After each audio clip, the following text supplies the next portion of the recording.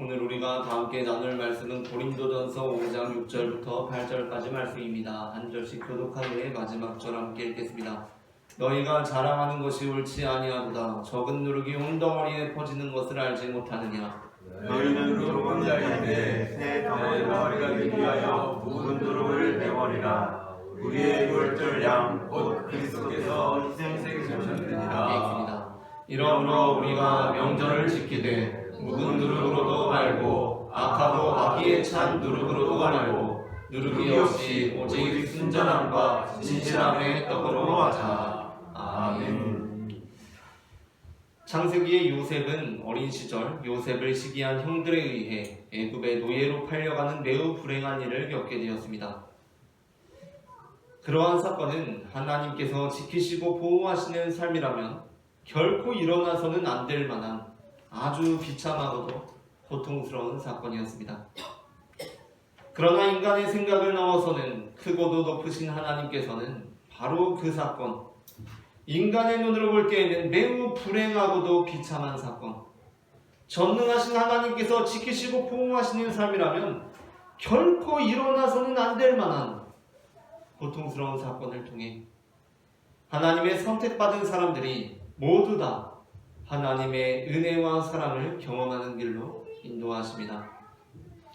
그렇게 요셉은 노예에서 애굽의 총리가 되었고 자신의 삶에 대하여 이렇게 고백합니다. 창세기 45장 7절부터 8절 말씀을 다 함께 읽겠습니다. 하나님이 큰 구원으로 당신들의 생명을 보존하고 당신들의 후손을 세상에 두시려고 나를 당신들보다 먼저 보내셨나니 그런즉 나를 이리로 보낸 이는 당신들이 아니요 하나님이시라. 하나님이 나를 바로에게 아버지로 삼으시고 그 온 집의 주로 삼으시며 애굽 온 땅의 통치자로 삼으셨나이다. 아멘. 우리의 삶에는 인간적인 눈으로 볼 때 불행한 일들이 닥치곤 합니다. 그러한 일들은 우리가 생각해 볼 때 내 삶이 하나님께서 지키시고 인도하시는 삶이라면 어떻게 이런 일들이 벌어질 수 있는가 생각해 보게 합니다. 그러나 하나님께서는 모든 것이 합력하여 선을 이루게 하십니다. 거기에는 최악의 사건이라고 해서 예외가 되는 것이 아닙니다. 예수 그리스도께서 십자가에 달리신 사건은 예수를 따르던 이들에게는 벌어져서는 안 되는, 결코 일어나서는 안 되는 사건이었습니다. 그도 그럴 것이 당시 예수님을 따르던 사람들은 예수님만 이제 우리 곁에 계시면 우리의 행복한 앞날은 이미 보장된 것이라고 생각했기 때문이었습니다. 예수님께서는 배고플 때는 먹여주시고 병들었을 때는 고쳐주시고 어려움을 만나면 그 어려움을 해결해 주십니다. 그러니까 예수님만 계속 내 곁에 살아만 계신다면 삶의 모든 문제들은 이미 해결된 것이나 다름없었습니다. 그런데 바로 그 예수님께서 십자가에 달리셨습니다. 그러니 그것이 예수님을 따르던 이들에게는 얼마나 큰 충격과 절망적인 사건이 되었겠습니까? 하지만 하나님께서는 바로 그 사건, 우리가 결코 벌어져서는 안 된다고 말하는 그 절망적인 사건을 통해서 구원의 역사를 이루어내시는 것입니다. 그렇기 때문에 우리는 우리의 삶에 절망적인 사건이 벌어지더라도 그것을 통해서도 구원의 역사를 이루시는 하나님을 바라볼 수 있어야 하는 것입니다. 그것은 출교라는 사건에 대해서도 마찬가지입니다. 출교라는 것은 교회에서 어떤 성도를 내쫓는 것으로, 어떤 사람들은 출교라고 하면 그것은 한 사람을 구원의 길에서 멸망의 길로 완전히 내쫓는 것이라고 생각하기도 합니다. 또한 누구라도 믿음이 있는 사람이라면 교회에 들어오는 입교, 그것은 좋은 일이지만 출교는 좋지 않은 일이라고 생각합니다. 물론 출교는 아버지의 집에서 애굽의 종으로 팔려가는 것처럼 비참한 일인 것만은 분명한 사실입니다. 하지만 우리는 그 비참한 일을 통해서도 종국적으로는 당신의 뜻을 이루시는 크고도 높으신 하나님을 바라볼 수 있어야 합니다. 하나님께서는 교회보다 크시기에 누군가 교회로부터 출교를 당했다고 해서 그가 하나님께서 통치하시는 온 우주의 섭리로부터 소외되었다고 볼 필요까지는 없다는 것입니다. 하나님께서는 분명 출교당한 그의 삶에도 여전히 역사하시며 그 비참한 사건을 통해서 하나님의 선택받은 사람들이 모두 다 하나님의 은혜와 사랑을 경험하는 길로 인도하십니다. 오늘 우리는 새 덩어리가 되기 위하여 라는 제목의 설교를 나눕니다. 제목을 제가 한번 읽으면 따라 읽는 식으로 두 번 읽어보겠습니다. 새 덩어리가 되기 위하여, 새 덩어리가 되기 위하여, 새 덩어리가 되기 위하여, 새 덩어리가 되기 위하여. 전해지는 말씀을 통하여서 입교가 아니라 출교 또한 교회와 성도에게 어떻게 유익할 수 있는지를 알아보고 모든 상황을 통하여 하나님 나라를 이루어 가시는 주님을 깨닫게 되기를 소망합니다. 그렇다면 입교가 아닌 출교 또한 교회와 성도에게 유익한 이유는 무엇입니까?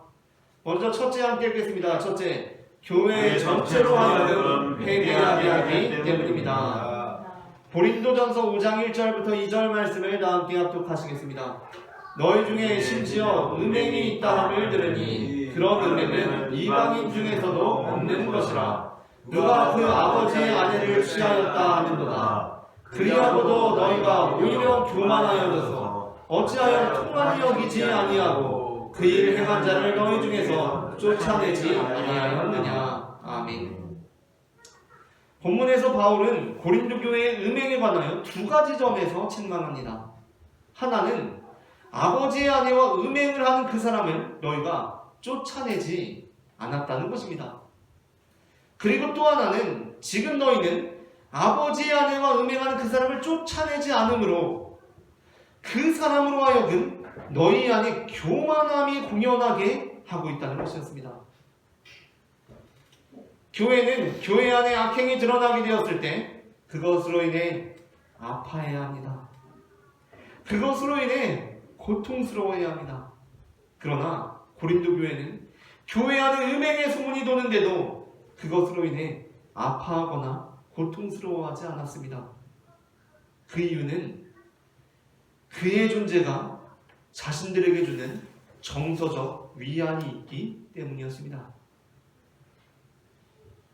세상에서 온갖 부정한 관계를 맺고 불륜을 저지르고 음탕한 삶을 살다가 교회에 옵니다. 그런데 교회에 오니까 누가 있습니까? 자기 아버지의 아내를 취하였다 하는 자가 앉아 있습니다. 그때 우리는 어떠한 느낌이 들 것 같습니까? 거기서 오는 이 묘한 정서적 위안이 있다는 것입니다. 그러니까 아버지의 아내를 취한 그 사람은 교회에서 절대로 출교되어서는 안 되는 사람입니다.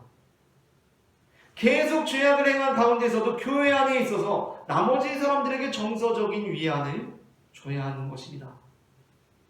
그러므로 바울은 고린도 교회의 그러한 잘못된 마인드에 관하여 이렇게 책망하고 있는 것입니다. 1절부터 2절을 다시 한번 읽겠습니다.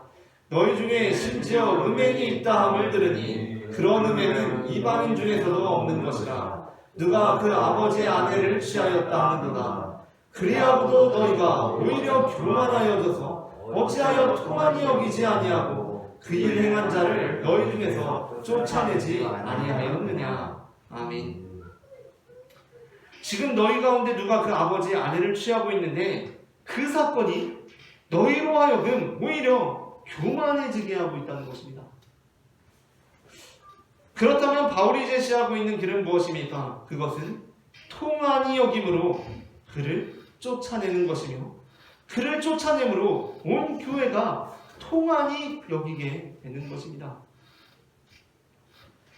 사사기는 삼손의 일생에 관한 말씀을 지나 그 끝부분에 이르러서 17장부터 21장까지는 이스라엘 가운데 벌어졌던 내전에 관한 말씀을 기록하고 있습니다. 그 내전은 베냐민 사람들이 베들레헴에 머물던 레위 지파 사람의 첩을 능욕함으로써 발발하게 되었던 것이었습니다. 베들레헴의 나그네로 머물렀던 레위 지파 사람은 베들레헴에 머물다가 베냐민 사람들에 의해서 자신의 첩이 능욕을 당하고 죽게 되는 사건을 경험하게 되었고 이 사건을 모든 이스라엘 지파에 알려서 전쟁을 촉발케 합니다. 그렇게 베냐민 지파와 나머지 11지파 간에 격렬한 전쟁이 벌어지게 되고 결국에는 나머지 11지파가 승리하게 됩니다. 그렇다면 이제 승리한 11지파가 해야 하는 일은 무엇이겠습니까? 이스라엘 지파 가운데 아주 나쁜 녀석들을 혼쭐 내주었습니다.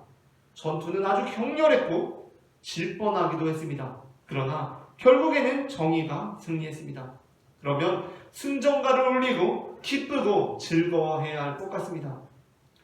그러나 이스라엘 백성들이 전쟁을 마친 후 했던 것은 승전가를 울린 것이 아니라 장성곡을 부른 것이었습니다. 사사기 21장 1절부터 3절 말씀을 한 절씩 교독한 후에 마지막 절 함께 읽겠습니다. 이스라엘 사람들이 미스바에서 맹세하여 이르기를 우리 중에 누구든지 딸을 베냐민 사람에게 아내로 주지 아니하리라 하였더라. 백성이 베델에 이르러 거기서 저녁까지 하나님 앞에 앉아서 큰 소리로 울며 이르되 이스라엘의 하나님 여호와여 어찌하여 이스라엘에 이런 일이 생겨서 오늘 이스라엘 중에 한 지파가 없어지게 하시나이까 하더니 아멘. 이스라엘 사람들은 승전가를 울린 것이 아니라 큰 소리로 울었습니다. 이들은 승리했는데 울었습니다. 이스라엘 가운데 벌어진 악한 일에 관하여서는 분명하게 심판해야 했지만 그것이 절대로 즐겁거나 유쾌하거나 행복하지 않았습니다. 그것은 너무 아픈 일이었고 고통스러운 사건이었고 불행한 일이었습니다. 교회는 어떤 사람이 잘못 살고 있거나 심지어 범죄를 저질렀다고 해도 그 사람에 대해서 쉽게 출교 결정을 내리지는 않습니다.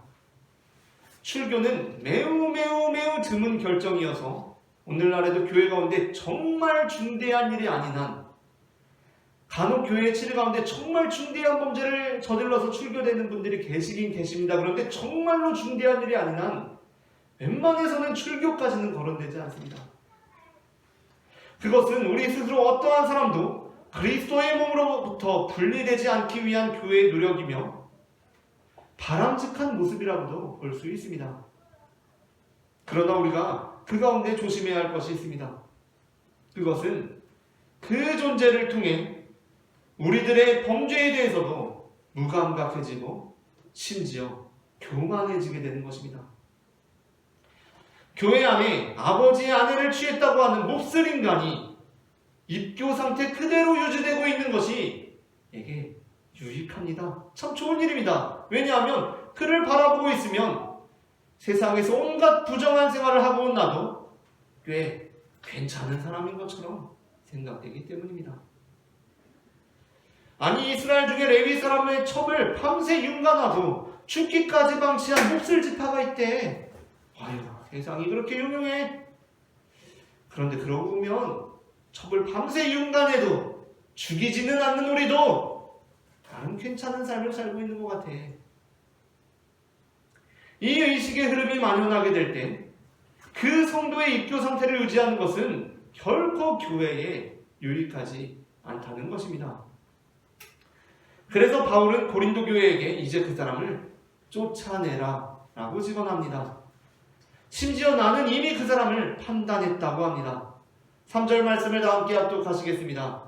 함께 읽습니다. 내가 실로 몸으로는 떠나 있으나 영으로는 함께 있어서 거기 있는 것 같이 이런 일 행한 자를 이미 판단하였노라. 아멘. 그렇다면 그 판단은 바울이 고린도 교회는 그 사람에 대해서 정죄하지 않는데 바울은 그 사람을 정죄하고 있다는 것입니까? 고린도 교회는 그 사람에 대해서 심판하고 있지 않은데 바울은 나서서 그 사람을 심판했다는 것입니까? 그렇지 않습니다. 바울은 이스라엘 사람들이 베냐민 지파를 심판하며 큰 소리로 울었던 것처럼 큰 소리로 울며 이르되 이스라엘의 하나님 여호와여 어찌하여 이스라엘에 이런 일이 생겨서 오늘 이스라엘 중에 한 지파가 없어지게 하시나이까 하였던 것처럼 그로 인해 아파하며 울고 있다는 것입니다. 고린도 교회는 그를 바라보면서 스스로 교만해지고 있는데 바울은 그를 바라보면서 아파하고 있다는 것입니다.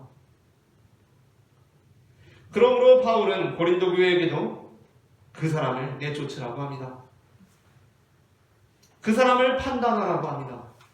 그렇다면 그것은 단순히 그 사람을 정죄하고 심판하고 출교시키라는 것이 아닙니다.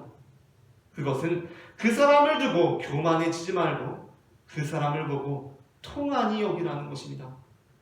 그 사람의 범죄로 인해 그 사람을 출교시키는 현실 속에서의 그 아픔, 그 고통, 팔이 잘려나가고 다리가 절단되는 그 고통을 절감하라는 것입니다.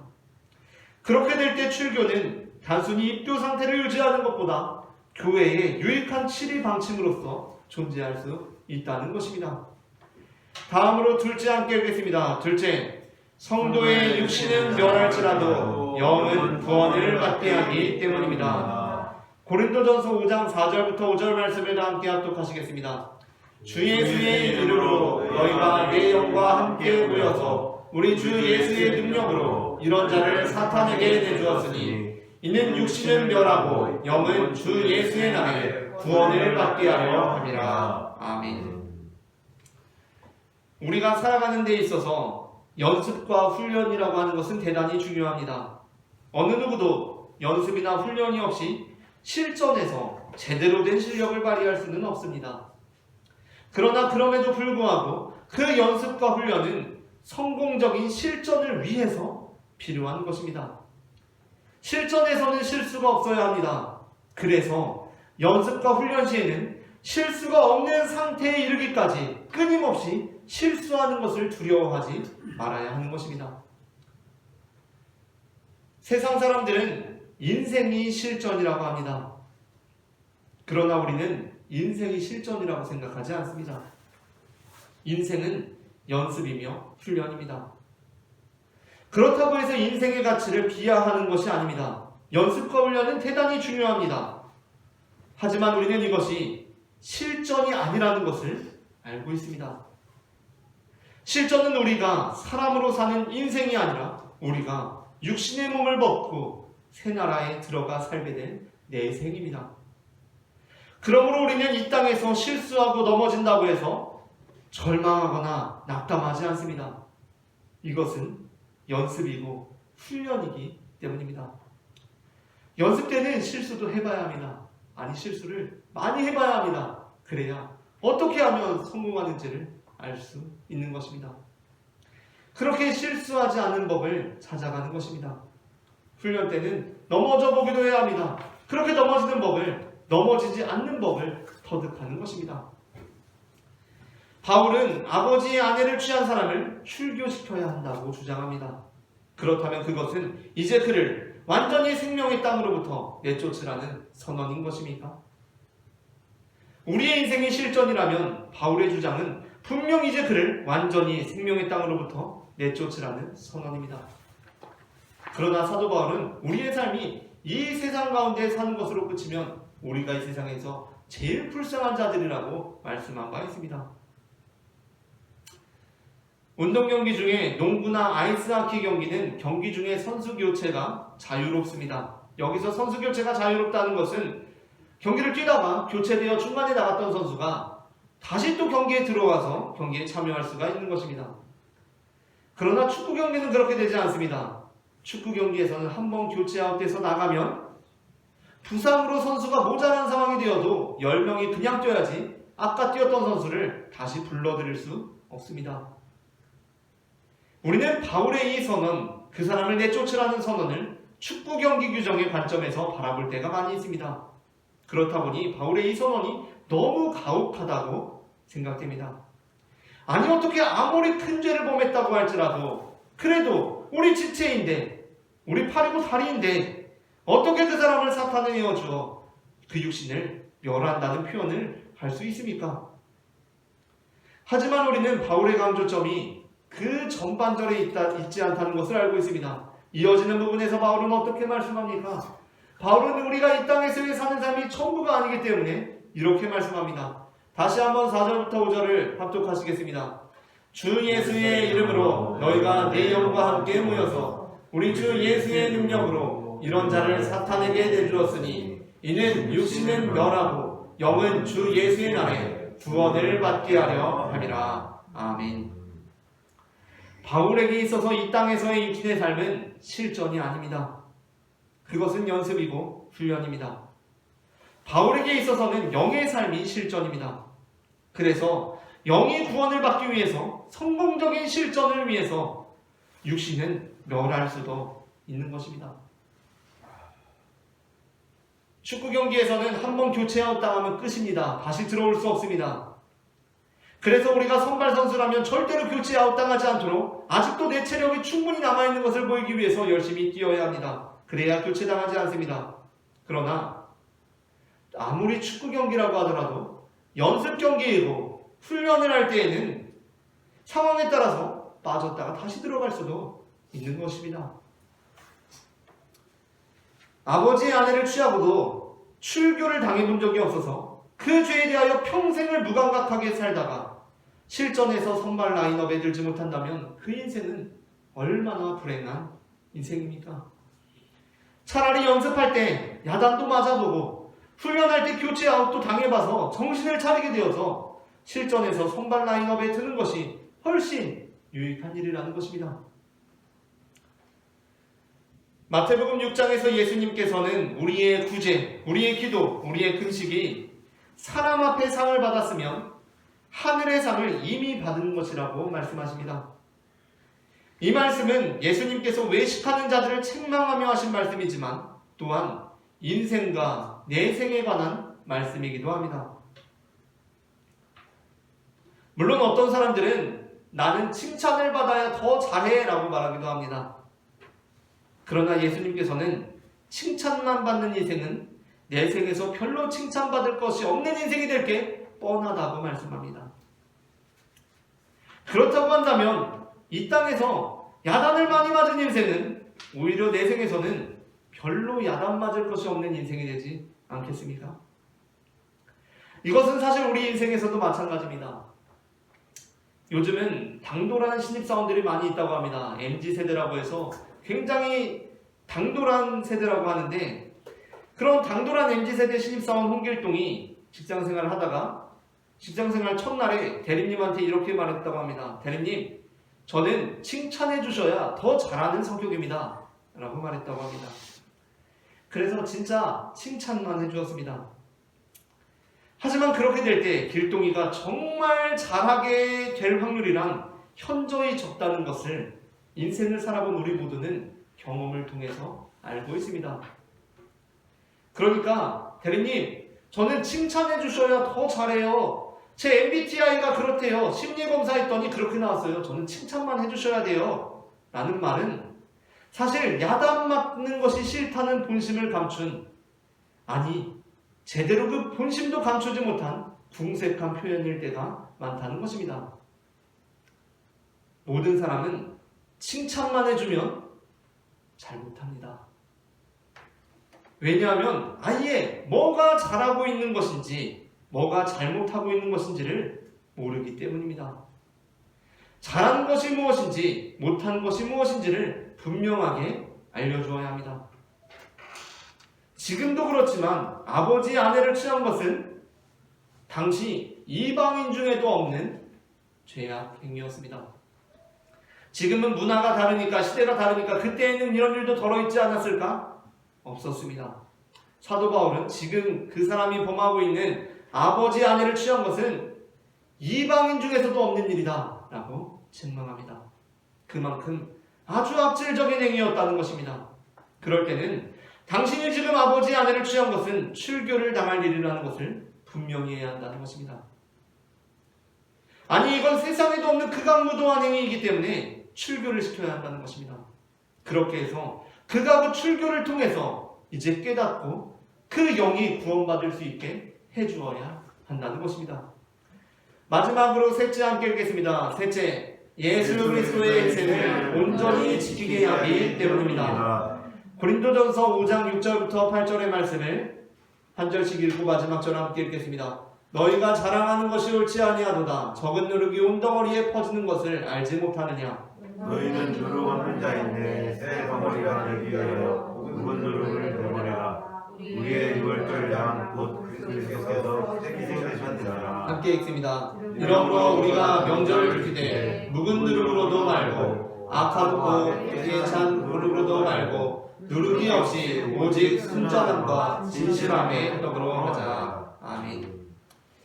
아버지의 아내를 취한 누룩이 교회에 앉아있으면 이웃의 아내를 범한 반죽은 함께 부풀게 됩니다. 그러니까 이웃의 아내를 범하고도 자신의 죄를 자각하지 못한다는 것입니다. 아니, 자신의 죄를 자각하지 못하는 정도가 아니라 이웃의 아내를 범하고도 저 사람은 아버지의 아내를 범했지, 나 정도는 괜찮은 것 같은데 라고 생각하게 된다는 것입니다. 그러나 아버지의 아내를 취한 누룩이 내버려짐을 당하게 될 때 이웃의 아내를 범한 반죽은 자신 안에서 있던 이웃의 아내를 범한 누룩을 발견하게 되고 그것도 내버리게 됩니다. 즉 묵은 누룩이 내버려짐을 통해 온 교회가 갱신되고 악하고 악의에 찬 누룩이 버려짐을 통해 자신들의 죄성을 자각하게 되며 그는 죄인이고 나는 의인이라는 인식으로부터 그가 죄인인 것처럼 나도 죄인이라는 것을 깨닫게 된다는 것입니다.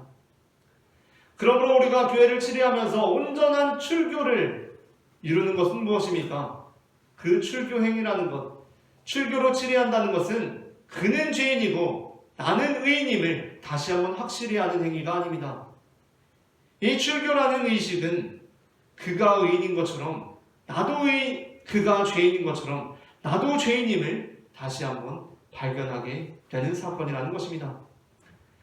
누룩 없는 새덩어리, 그는 죄인이고 누룩 없는 새덩어리는 그는 죄인이고 나는 의인이라는 의식 구조 속에서 이루어지지 않습니다. 누룩 없는 새덩어리는 아버지의 아내를 취한 그가 죄인인 것처럼 내 이웃의 아내를 범한 나도 죄인이고 사람을 보고 음욕을 품은 바로 내가 죄인이구나 라는 것을 깨닫는 것으로부터 시작됩니다. 그것이 바로 예수님께서 유월절 어린 양, 그 십자가의 보혈로 우리에게 가르쳐 주신 것입니다. 예수님의 그 십자가 보혈, 그리스도의 희생이 우리에게 가르쳐 주는 것은 무엇입니까?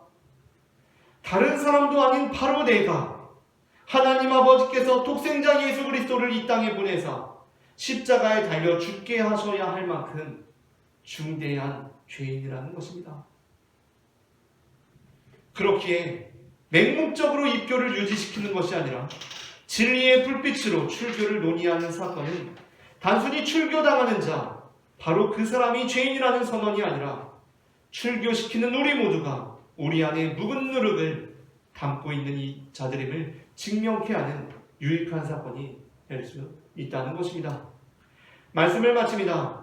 입교뿐만 아니라 출교 또한 교회 전체로 하여금 회개하게 하기 때문에 성도의 육신은 멸할지라도 그 영은 구원을 받게 할 수 있기 때문에 예수 그리스도의 희생을 온전히 지키게 하기 때문에 우리가 새덩어리가 되기 위하여 반드시 필요한 교회의 칠이 방침이라는 것입니다. 우리 모두가 우리 안에 묵은 누룩을 내버리고 새덩어리가 되어 하나님께 온전한 영광을 올려드리는 성도가 되기를 소망합니다.